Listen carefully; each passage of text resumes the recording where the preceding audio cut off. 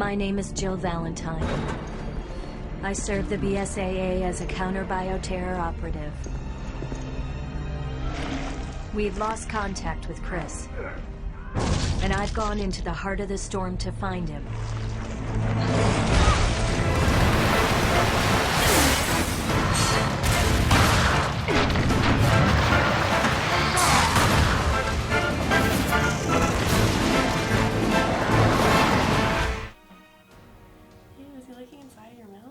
Sit. Hi, I'm Kat. I'm Mike. And I'm Jay. And today we're reviewing Resident Evil Revelations for the 3DS.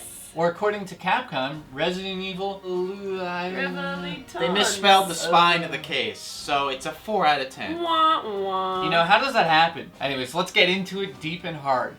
Kat and I didn't play this one. Jay, so first of all, everyone wants to know, how are the graphics? Spectacular. If you compare them against the Vita, which is coming out, I don't see a difference here. It's, you played it for a couple minutes, and you said it almost looks like Resident Evil 5. I actually was an idiot because it started raining, and I kept on thinking rain was hitting me. So the 3D actually works well, I must say, and it must be the best looking 3DS game. 3D parts? Jill's? His butt? Jill's ass looks Now, great. shouldn't I say the ass and you talk about the rain? This Nope. is reverse. Okay, fine. It takes place between Resident Evil 4 and 5. You play as Jill Valentine and Chris Redfield. I'm not going to get into detail of the plot, but it pans out just like Pulp Fiction, the film. The beginning of the story, to the ending of the story, to the middle of the story. It goes all over the place, and I'll be honest, it is a touch confusing, and it is way over the top.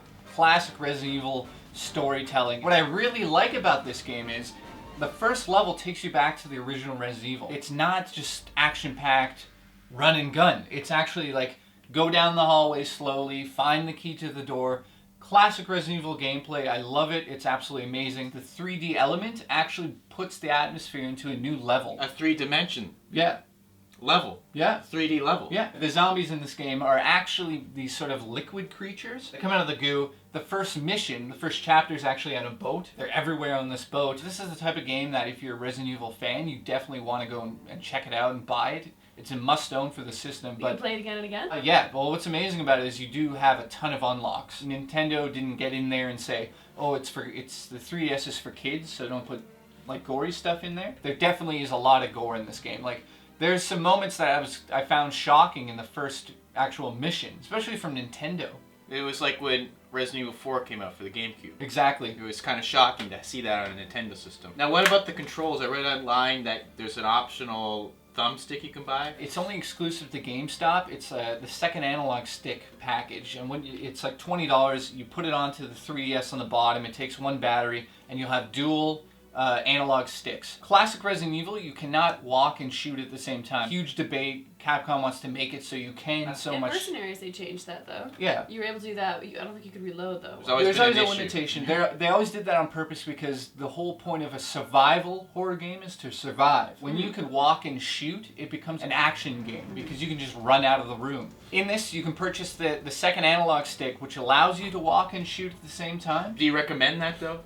To be honest, I'm enjoying it the way I'm playing it. With one analog stick, you have to hold the R trigger to actually aim and shoot. And they've also added Genesis to this, and what that is not the system, but it's this little gun that you point and scan objects in the game. Remind me of Metroid Prime. You know how she can scan things and you can learn about them? So you can also use it to find ammo on the ground or the green herb. Every time you scan something, it gives you a certain percentage of the whole environment scanned, and when you hit 100%, it gives you a full health boost. You can find things that you would normally not find. Do you recommend this to our viewers? What would you give it out of 10? But not only is it the best Resident Evil portable game, it's by far, I mean, it's better than a lot of the older games, in my opinion. It really brings me back to Resident Evil 4 feeling. It makes it worth buying the 3DS. If you're a huge Resident Evil fan, huge! It's definitely a system seller for that aspect. Do you go out there if you're a casual buyer and buy the 3DS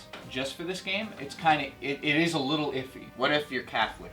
If you're Catholic, yes. Overall score, I give it an 8.5 out of 10. Some of the amazing things in this is the 3D is spectacular. The shadows in this game are really well done. It actually scares you. Nothing really negative except if you're new to Resident Evil, the story's a bit wonky. All over the place, ridiculous. The SSBC is coming and the NWG and SOL. So yeah, Overall Fubar. score, 8.5. The only bad thing about this, they could have probably told the story a little bit cleaner. It's a must-own if you have a 3DS. Anything else?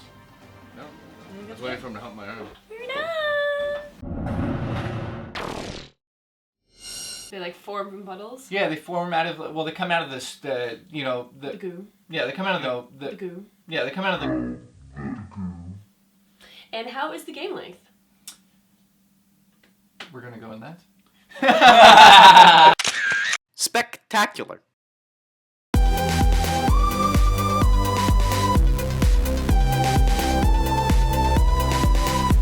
3 kilobytes.